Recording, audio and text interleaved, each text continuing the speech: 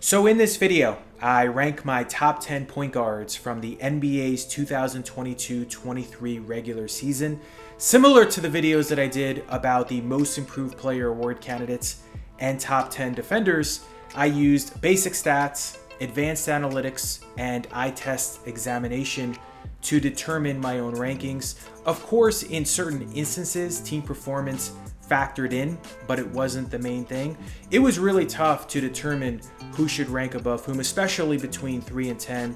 There are so many elite point guards in the league right now.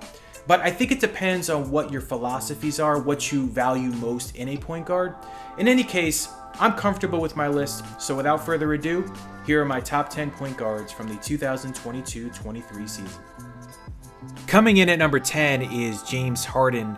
Determining who belonged in the 10th spot was tough, as there were several remaining great candidates, including Darius Garland, who during one stretch of the season was actually playing like a top 5 point guard, and Tyrese Halliburton, who averaged over 20 points and 10 assists. But I think ultimately Harden, despite being past his prime, deserved to be in this spot, especially when you consider the season the Sixers had and the fact that he led the league in assists per game for the second time in his career. He also did it in the 2016-17 season.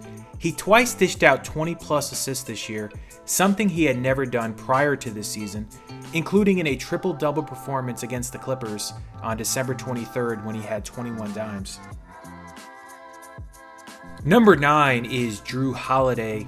Without question, the best defensive player on this list. Holiday is likely to make an all-defensive team for the 5th time in his career. He also had some big offensive performances throughout the season, including on March 29th against Indiana, when he exploded for a career-best 51 points. In that game, he made 20 of his 30 floor shots. Number 8 is Trae Young. Young became just the 7th player in NBA history to average at least 25 points and 10 assists. The others who did it were Oscar Robertson, James Harden, Tiny Archibald, Russell Westbrook, LeBron James, and Michael Adams. Trae led the league in total assists for the second straight season, but he also led the league in total turnovers for a second straight year. Late in the season against Philadelphia, he had a 27-point, 20-assist performance. It was the 6th time since 2000 that a player had 25-plus points and 20-plus assists in a game. Number 7 is Ja Morant. Although we had to endure some controversy, Morant put together another sensational campaign, averaging 26.2 points. He scored 30 points or more 31 times, including a 49-point performance in the first week of the season against Houston. He wasn't nearly as efficient this year as last, however, making 46.6% of his floor shots, which was 3% lower than last season. He also shot just 30.7% from three-point range, about 4% lower than last year. Number 6 is Jalen Brunson.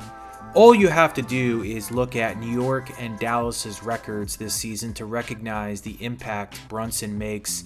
In his first season with the Knicks, he averaged 24 points, nearly 8 more than last year, on 49.1% overall shooting and 41.6% three-point shooting.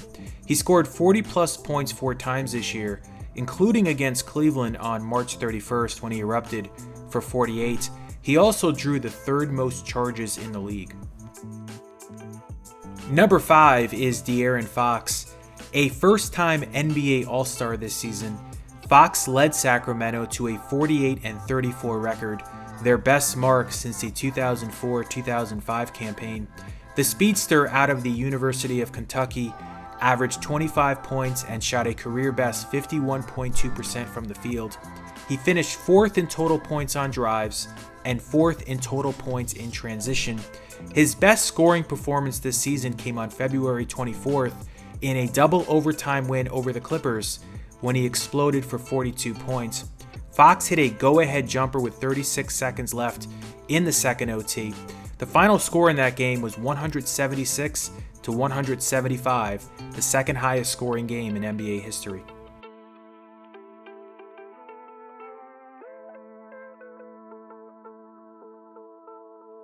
Number 4 is Damian Lillard. Even though Portland ended up with the league's 5th worst record, Lillard had arguably his best season. The Blazers just always needed him to play out of this world. For the season, he averaged a career-best 32.2 points, but in wins, he averaged 34.3 points on 49.1% overall shooting and 42.4% three-point shooting. But in losses, he shot just 43.7% overall and 32.3% from long distance. He had 3 50-plus point games, including on February 26th when he erupted for 71 points against Houston. It was just the 13th time a player in the NBA has scored at least 70 points. Donovan Mitchell also did it this season.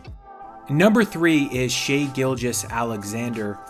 SGA finished 4th in the league in scoring, behind Joel Embiid, Luka Doncic, and Damian Lillard.